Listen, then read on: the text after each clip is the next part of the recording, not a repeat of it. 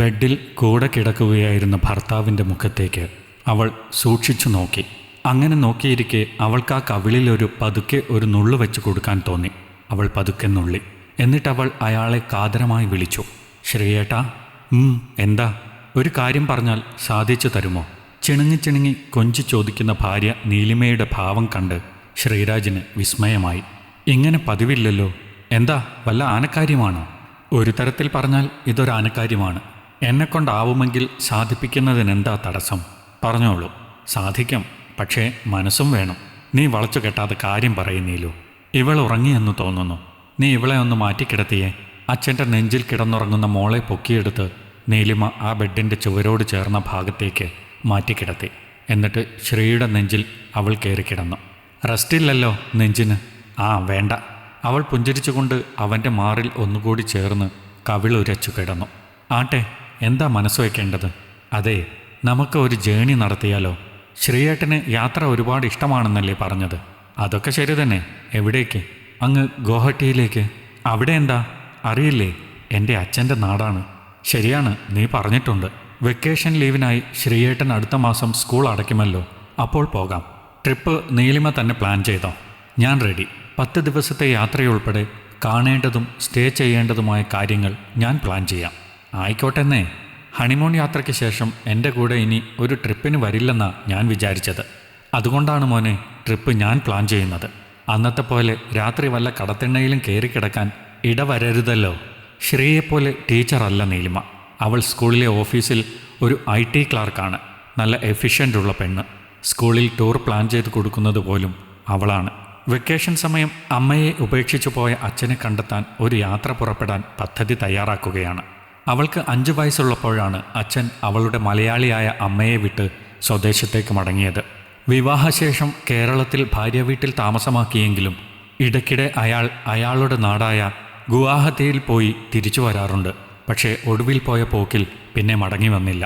School അടച്ച് പിന്നീടുള്ള ദിവസങ്ങളൊന്നും പാഴാക്കാതിരിക്കാനായി പിറ്റേന്ന് തന്നെ അവർ യാത്രയ്ക്ക് വേണ്ടുന്ന എല്ലാവിധ സൗകര്യങ്ങളുമായി ഗുവാഹട്ടിയിലേക്ക് വണ്ടി കയറി.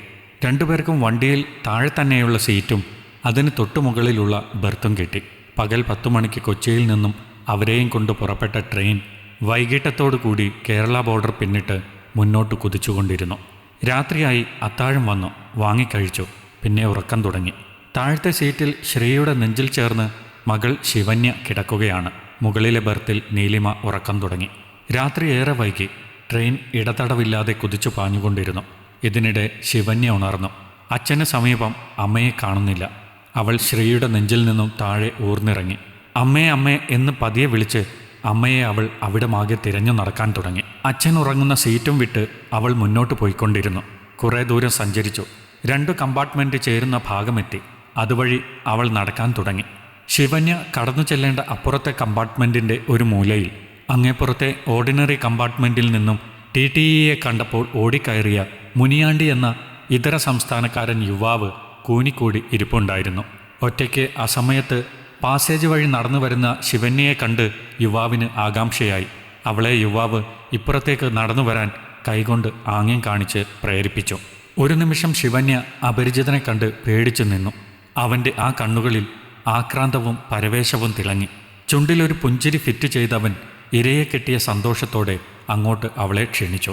പക്ഷേ അവൾ നിന്നിടത്തു നിന്നും അനങ്ങിയില്ല. പോക്കറ്റിൽ കൈയിട്ട് അവനൊരു സീറ്റ് കൂടി അവൾക്ക് നേരെ നീട്ടി. ഹായ്. അച്ഛൻ എന്നും കൊണ്ടുവരുന്ന ആ മിഠായി അവൾക്കേറെ ഇഷ്ടമാണ്. അതാണ് അയാളുടെ കയ്യിൽ. അവൻ വീണ്ടും 2 കൈകൊണ്ടും സ്നേഹാർദ്രമായി വിളിച്ചു. മിഠായിയുടെ രുചി അതോർത്തപ്പോൾ അവൾ യാന്ത്രികമെന്നോണം ചലിച്ചു തുടങ്ങി. അതിലവൾ പെട്ടു.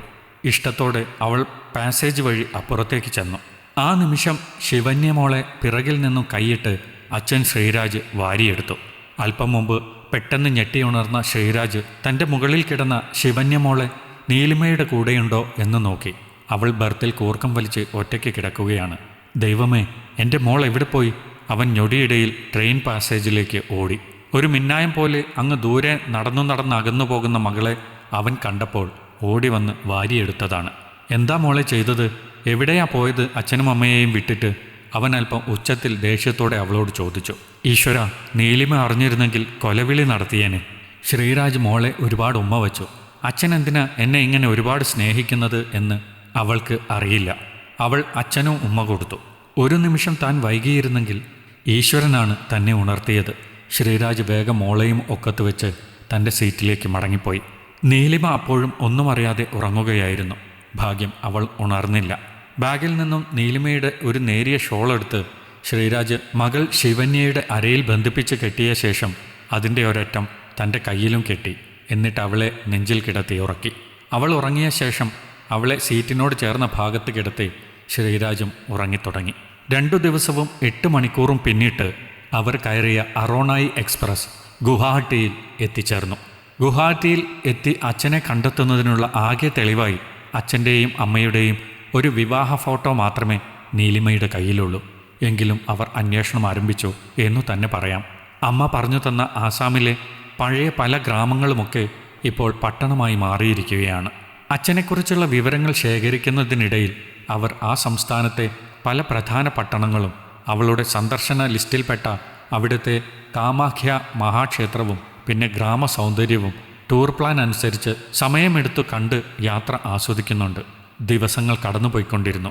അച്ഛൻ എവിടെയെന്നോ എന്തെന്നോ ആരാന്നോ എന്നതിന് യാതൊരു സൂചനയും ഇതുവരെ കിട്ടിയിട്ടില്ല. എങ്കിലും അവർ ശ്രമം തുടർന്നുകൊണ്ടിരുന്നു. ഒരു വിധത്തിൽ ഫോട്ടോയും മറ്റ് വിവരങ്ങളുമൊക്കെ ക്രോഡീകരിച്ച് നടത്തിയ ഒരു അന്വേഷണത്തിനൊടുവിൽ അവരൊരു കൂറ്റൻ ബംഗ്ലാവിന് മുന്നിൽ എത്തിപ്പെട്ടു. Chief minister of Assam. ആ ബോർഡ് കണ്ട് ഇരുവരും ഞെട്ടി. നീലിമ അന്തം വിട്ടുപോയി. അതെ, അത് ആസാം മുഖ്യമന്ത്രിയുടെ പഴയ തറവാട് വസതിയാണ്. മുഖ്യമന്ത്രി ഇപ്പോൾ അവിടെയല്ല താമസം. ആസാമിലെ തലസ്ഥാന നഗരിയിലെ ഔദ്യോഗിക വസതിയിലാണ്. അത് മനസ്സിലാക്കിയ നീലിമയും ശ്രീരാജും ദിസ്പൂറുള്ള മുഖ്യമന്ത്രിയുടെ ഔദ്യോഗിക വസതിയിലേക്ക് പോകാൻ തീരുമാനിച്ചു. വളരെ പരിശ്രമിച്ച് അവർ മുഖ്യമന്ത്രിയെ കാണാനുള്ള ഒരു അപ്പോയിൻമെൻറ്റ് ഓർഡർ സംഘടിപ്പിച്ചെടുത്തു. വളരെ ഉത്സാഹിച്ച് സന്ദർശനാനുമതി സംഘടിപ്പിച്ചെങ്കിലും സമയം അടുക്കുംതോറും നീലിമയ്ക്ക് ഭയമായി.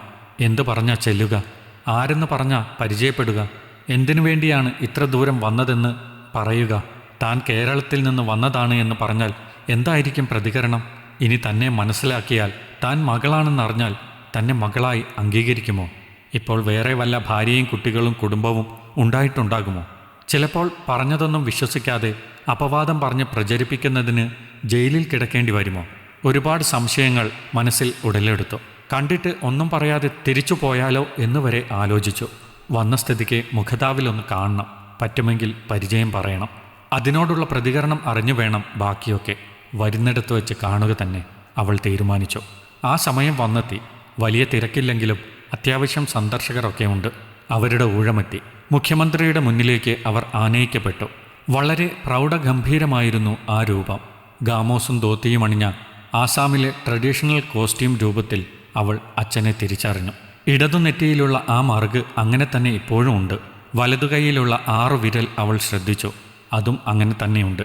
കട്ടിമീശയും നനഞ്ഞ പുഞ്ചിരിയും, ഒരു മാറ്റവുമില്ല.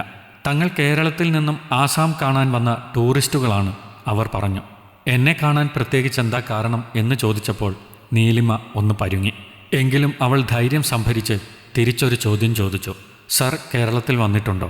പെട്ടെന്നുള്ള അവളുടെ ചോദ്യത്തിൽ മിനിസ്റ്റർ ഒന്ന് കുഴങ്ങി. Oh yes, many time. സാറിന് അവിടെ ആരെയെങ്കിലും പരിചയമുണ്ടോ? മിനിസ്റ്റർ ഒരു നിമിഷം ആലോചിച്ചു. എന്നിട്ട് പറഞ്ഞു, ഏയ്, അങ്ങനെ ആരെയും വ്യക്തിപരമായി പരിചയമില്ല. ചില സൗഹൃദങ്ങൾ ഉണ്ടായിട്ടുണ്ട്. പലപ്പോഴും ജസ്റ്റ് ടൂർ ട്രിപ്പ്, അത്ര തന്നെ. സാറിന് വൺ മിസ് ഭഗീരഥിയെ അറിയുമോ? ഭഗീരഥി. ആ പേര് കേട്ടപ്പോൾ മിനിസ്റ്ററിൽ ഒരു നടുക്കം നീലിമ കണ്ടു. നോ നോ നോ നോ തുടർന്ന് മിനിസ്റ്റർ പറഞ്ഞു. ആ സമയത്ത് നീലിമ തൻ്റെ ബാഗിൽ നിന്നും തൻ്റെ അമ്മയും മിനിസ്റ്ററും ഒന്നിച്ചുള്ള ആ പഴയ ഫോട്ടോ അദ്ദേഹത്തിന് നേരെ കാണിച്ച് ശാന്തമായി പുഞ്ചിരിച്ച് ചോദിച്ചു, ഇത് സാറല്ലേ? ഇപ്പോൾ മിനിസ്റ്റർ തീർത്തും വെട്ടിലായി. അയാൾക്ക് സമ്മതിക്കാതെ തരമില്ലായിരുന്നു. ഞെട്ടിക്കുന്ന പല ഓർമ്മകളും നേരിട്ട് തെളിവായി വന്ന് ചോദിക്കുമ്പോൾ ഒന്നും നിഷേധിക്കാൻ തോന്നിയില്ല. ആ സംഭവത്തിലെ തുടർന്നുള്ള കാര്യങ്ങൾ അറിയാനുള്ള കൗതുകം അയാളെ അതിൽ കൊണ്ടുചെന്നെത്തിച്ചു എന്ന് വേണം പറയാൻ. ഒടുവിൽ തൻ്റെ മകളാണ് തൻ്റെ മുന്നിലിരിക്കുന്നതെന്ന സത്യം അയാൾ അറിഞ്ഞു. അയാളിൽ പ്രത്യേകിച്ച് വികാര വിക്ഷോഭം ഒന്നും ഉണ്ടായില്ല. ഒക്കെ വളരെ തന്മയത്വത്തോടെ അയാൾ സ്വീകരിക്കാൻ തന്നെയാണ് തീരുമാനിച്ചതെന്ന് തോന്നുന്ന ശാന്തി അയാളിലുണ്ടായിരുന്നു. ഒടുവിൽ തൻ്റെ പഴയ ഭാര്യയായ ഭഗീരഥിയുടെ കാര്യങ്ങൾ അന്വേഷിച്ചു. മിനിസ്റ്റർക്ക് ഉള്ളിൽ വേദനയും കൺകോണിലെവിടെയോ ചില കണ്ണീർ കണങ്ങളും പൊടിഞ്ഞു. വളരെ പതിഞ്ഞ സ്വരത്തിൽ അദ്ദേഹം വേറെ ആരും കേൾക്കാതെ മകൾ നീലിമയോട് ആ രഹസ്യം വെളിപ്പെടുത്തി. തൻ്റെ മാമന്മാരുടെ, അതായത് ഭഗീരഥിയമ്മയുടെ ആങ്ങളമാരുടെ ക്രൂരകൃത്യങ്ങളുടെ ഞെട്ടിക്കുന്ന വിവരമാണ് മിനിസ്റ്ററിൽ നിന്ന് അറിയാൻ പറ്റിയത്. തിരിച്ചു ചെന്നാൽ തന്നെ അപായപ്പെടുത്തുമെന്ന് തന്നെ അയാൾക്കറിയാമായിരുന്നു. അതാണ് മടങ്ങിപ്പോകാത്തത് എന്ന് അയാൾ പറഞ്ഞപ്പോൾ സത്യത്തിൽ നീലിമയ്ക്ക് സങ്കടമായി. സ്വന്തം ഭാര്യയെയും കുഞ്ഞിനെയും ഉപേക്ഷിച്ച് തിരിച്ചു ചെല്ലാത്ത ക്രൂരനാണ് അച്ഛൻ എന്ന് ചിന്തിച്ചതും തന്നെ തെറ്റായിപ്പോയെന്ന് അവൾക്ക് തോന്നി. ഔദ്യോഗിക വസതിയിൽ അച്ഛൻ 2 ദിവസവും എല്ലാവിധ ഔദ്യോഗിക പരിപാടികളും ക്യാൻസൽ ചെയ്ത് നീലിമയ്ക്കും ശ്രീരാജിനുമൊപ്പം ചെലവഴിച്ചത് നീലിമയെ സംബന്ധിച്ചിടത്തോളം വിസ്മയവും അത്ഭുതവുമായിരുന്നു. സർവോപരി അവളുടെ ജീവിത ലക്ഷ്യത്തിൻ്റെ വിജയമായി തന്നെ അവൾ അതിനെ കണ്ടു. ജീവിതത്തിൽ എന്തോ വെട്ടിപ്പിടിച്ച ഭാവമായിരുന്നു അവൾക്ക് അച്ഛനൊപ്പം കഴിഞ്ഞ 2 ദിനം. ആ നാട്ടിൽ വന്ന് താമസിക്കാനായി 2 പേർക്കും വീടും ജോലിയും അദ്ദേഹം വാഗ്ദാനം ചെയ്തു. സ്നേഹത്തോടെ അച്ഛനോടത് നിരസിച്ച് അവൾ ഭർത്താവിനും കുഞ്ഞിനോടുമൊപ്പം നാട്ടിലേക്ക് മടങ്ങി. ഈ കഥ നിങ്ങൾക്കിഷ്ടമായെങ്കിൽ ലൈക്ക് ചെയ്യൂ. നിങ്ങളുടെ അഭിപ്രായങ്ങൾ കമൻ്റായി രേഖപ്പെടുത്തൂ. കൂടുതൽ കഥകൾ കേൾക്കാൻ ഈ ചാനൽ സബ്സ്ക്രൈബ് ചെയ്യൂ.